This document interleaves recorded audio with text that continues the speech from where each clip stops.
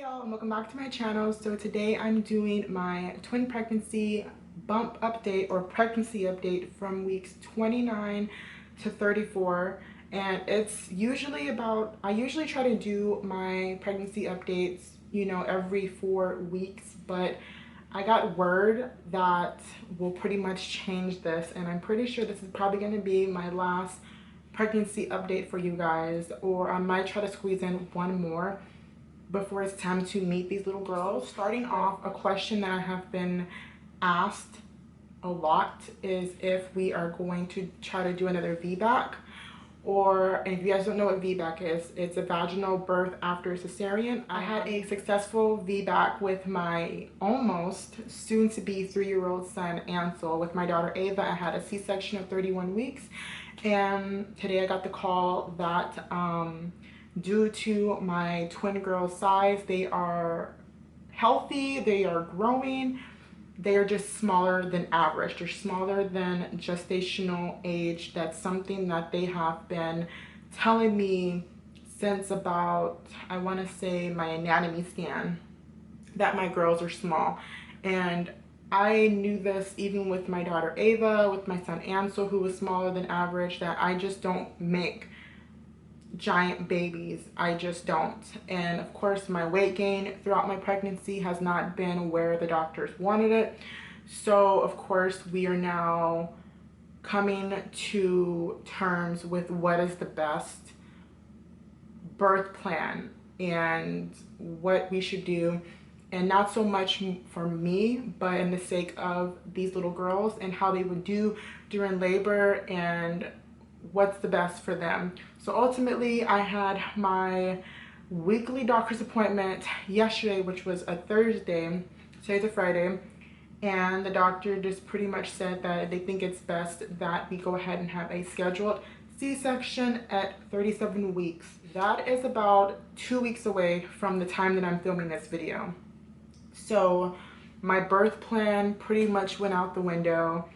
I thought I would have been upset and trying to fight them on this, but it's coming to the point to where we don't know how these little girls are going to do laboring. I don't want to stress them out, and that's one of the reasons as to why my doctors had a meeting and they all decided that, smaller babies just don't do good with labor and the contractions and being pushed out of a birth canal. A lot of things will go wrong. So I am honestly at terms with this. I feel kind of relieved because I was so stressed out about trying to make sure my babies gain weight, trying to make sure I am gaining weight. So I know that they're gaining weight, and now I'm just like, you know what? This is God's plan, and if this is what he wants to do, then this is what we're gonna do. So yeah, that is what is going to happen. I am getting a scheduled C-section at 37 weeks exactly. If anything changes, then I will update you guys on my social media as well as Instagram. That's where I do a lot of my postings and updates. So if you guys don't follow me, I will leave my Instagram name on the screen. That way you guys will be notified if there's any changes. But yeah, I'm doing this really long pregnancy update for y'all just because I don't think I'm gonna have any time within the next 2 weeks to post a video, especially if something changes. So like always, I have all of my notes in my phone, and it's pretty much the same. Some weeks were the same, so on and so forth.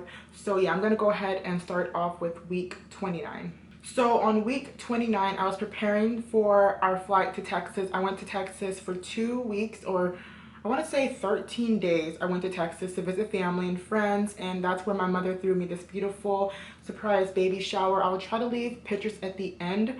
That way, if you guys, like I said, if you guys don't follow me on Instagram, you guys can still see some pictures. So I will be sure to try to post pictures at the end of the baby shower, which was beautiful, and it was floral, and it was girly, and it was pink, and my mom did an amazing job. I was trying to drink plenty of water. That was one thing the doctors worried about. They said, if you're going to be traveling, make sure you're drinking a lot of water, and that was basically what I was doing. while I was there, and I find myself still having difficulties getting in and out of bed. And at this time I was cleared from my maternal fetal medicine team to go ahead and fly to Texas, but I also had to be seen by a provider in Texas, so another maternal fetal medicine doctor in Texas. That way there wasn't a huge gap in between me being monitored and the twins being monitored. So yeah, I had a birth plan, not a birth plan, but we had to have a plan in motion just in case something went wrong while we were in Texas. But nothing went wrong, thank God. I'm back home in Washington, and you know, these girls are doing just fine. Week 30, this was after my baby shower. We went to a water park, and I honestly didn't think I would be able to survive this water park, but I did. And I don't know if you guys can see, but I got burnt. I've never been burnt or sunburnt in my life. I lived in Texas my entire life. We've been in Washington for 3 years, and I didn't put sunscreen on me because I didn't think I needed it, but I put sunscreen on my kids, and my skin was on fire. When we got home, after I took a nap, I was scratching, and as I was scratching, it felt like little ants were attacking me, and it was horrible. I was in so much pain. I was trying to shower and I couldn't lift my arm, and we had to go to HEB, which is a grocery store down south, to get some aloe vera just to rub on my skin, and it felt so good, you guys. And I also put the aloe vera inside the freezer. That way it had like this tingle to it. It felt so good. But I am sunburnt to the max. Like half of my body, like this half up to like probably underneath my breast, is a different shade than the rest of my body. Excuse me. So yeah, I think next time I go to Texas, I will be putting sunscreen on. It's weird to say because I was born and raised there. Played outside all summer before and I had no issues. So yeah, that was pretty much the highlight of week 30. I just kind of relaxed with my family. I stayed with my brother some days. And week 30, honestly, nothing really fancy happened other than me getting sunburnt. So yeah, week 31, I was preparing to come back home to Washington State from Texas, and I found myself having a lot of restless leg syndrome. And it was so annoying because I wouldn't say that it's a pain, but it's an annoyance. And it's like I could be sitting down right here or laying down in bed and my legs will fall asleep, but they're just laying straight. And I got that a lot during the nights, as well as the plane ride from Texas going back home. So I had to constantly get up, and thankfully my son is potty trained, so I would have to take him to the bathroom, and our seats were actually 2 or 3 rows away from the bathroom in the back of the plane. So I was able to get up and kind of rest and walk around to kind of like get my feet and my legs back to feeling normal. So that's one symptom I will say that I started to have, and it was, I mean, it's not really bad, but it's not really good. And I asked my doctors about that, and they honestly, there's really no answer as to why women have restless leg syndrome. So yeah, that was one symptom that I did experience during week 31. Also during this week, we pretty much went shopping and we got all the last minute baby items and baby necessities that we needed for the girls. At my baby shower, my mother made sure to tell people and to incorporate and let everybody know that, hey, we're flying, and you know, bringing extra bags costs money. We really didn't want to have to mail anything if necessary. But a lot of my family and friends sent gift cards, they wrote checks, they cash apped me money, they gave me cash. So having that money and being able to use it and get the things that I want. And of course, I have family that bought diapers and stuff like that for my baby shower, but I was able to go to Target, go to Walmart, go to Home Goods, go to Marshalls, go to Ross, and get the things that I knew I would use. So I was really grateful for that. And my mother and I were able to get everything out of the car and bring it upstairs. Well, I didn't, my mother and my husband did. And that's when I did my baby shower haul, and I'll link that video in the cards for you guys if you guys missed it. We also start prepping the nursery, started getting every little thing done. I mean, even right now I am still doing nursery DIYs, but their nursery is literally almost done. We just have to put some stuff away, buy 4 more items for their room, and I think we're gonna be done, and I'll be able to go ahead and do a nursery tour for you guys. So during week 32, the only thing that has really changed was that I started going back to physical therapy. I stopped physical therapy once I got my cerclage placed at the beginning of May, and my doctor wanted me on bed rest, modified bed rest, and pelvic rest, so I couldn't do any physical therapy. And the reason why, if you guys are new to my channel and you guys don't know the background as to why I go to physical therapy, I was in a car accident 2 days before finding out that we were pregnant with the twins, and I was hit from behind by a kid that was texting and driving. So I have a lot of really bad back pain, lower back pain, pelvic pain, hip pain, you name it. So I'm seeing a I wouldn't say she's a specialist, but she specializes in pregnancy and physical therapy. So she gives me workouts that are safe to do while pregnant. During week 33, baby A weighed 3 pounds 11 ounces and baby B weighed 3 pounds 14 ounces, and that was last week. So they should be about almost, I want to say almost 4.5 pounds, hopefully by now.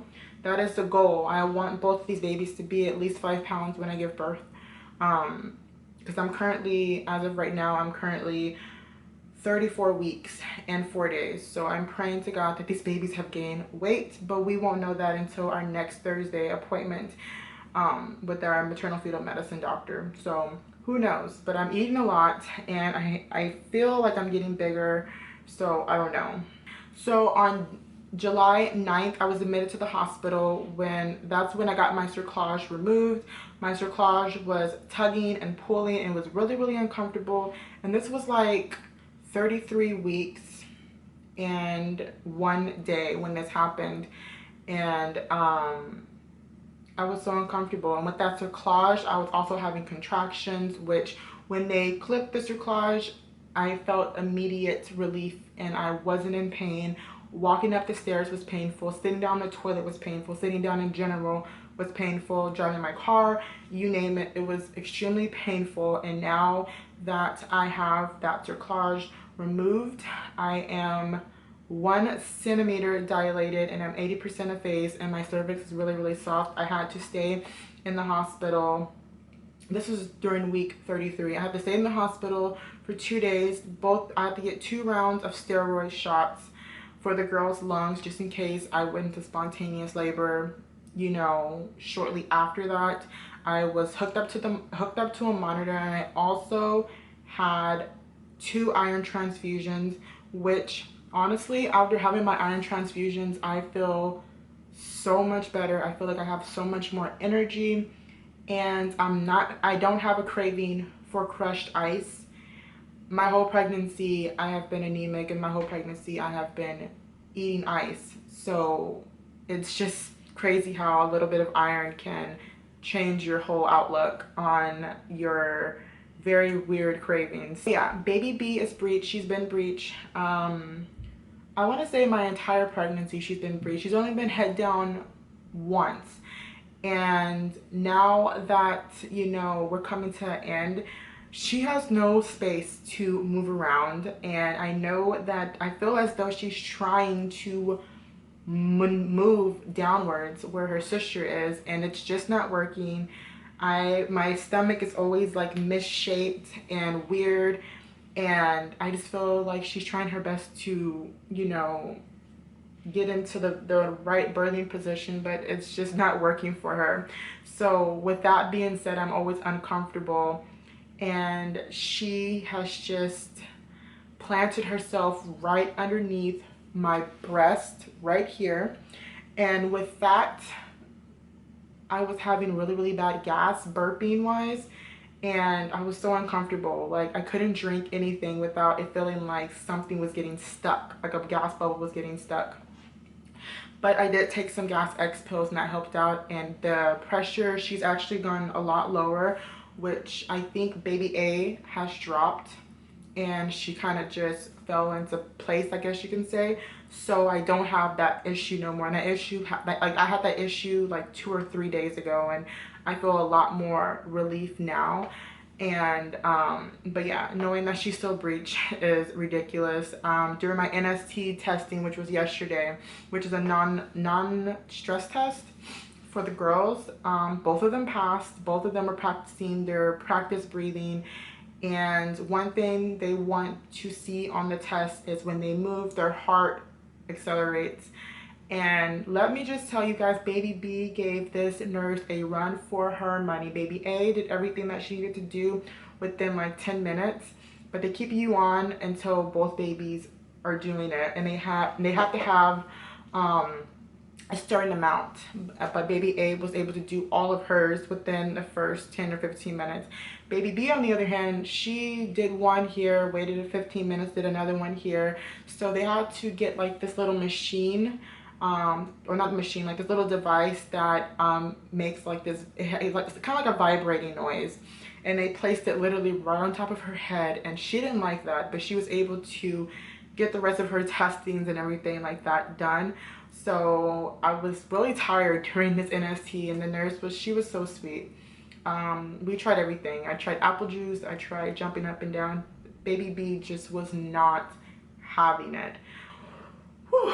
I feel as though this video is going to be long, but I'm going to edit it, y'all. I'm going to edit it for y'all. So yeah, please be sure to follow me on Instagram. Please be sure to turn on your notifications so you guys will be notified when we're leaving for the hospital, because I'm pretty sure I'm not going to be having my phone on me. I'm not going to be texting family or friends, or I'll text my family and friends, but I'm not going to be on my phone answering text messages, because shortly after we get to the hospital, I have to get prepped I have to get prepped, IVs, sign consent forms and all that. So I'm not going to be by my phone too much. So one more thing I'm going to add before I end this video is that I don't know if we're allowed to film in the OR, so I don't know if I'm going to get that footage for my birth vlog, but I guess we'll see. We'll play it by ear. My husband is going to have my phone, and he's going to be recording as much as he physically can without getting in trouble. We don't want to get in trouble. I mean, some doctors are cool with this, some doctors aren't. I don't know. I won't know which doctor is going to deliver me until Monday, so I guess we'll find out on Monday. But yeah, you guys, thank you guys so much for watching what's probably my last pregnancy update. I'm going to show you guys a belly shot and go ahead and wrap this vlog up. If you watched this video all the way through, please don't forget to like, and if you would love to subscribe to my channel, I will personally love you forever. Yeah, let me go ahead and show you guys this belly really quick. Okay guys, so this is the belly. Ooh. I think I've gone 10 times bigger, but they have definitely dropped in the past week since I've had my cerclage removed.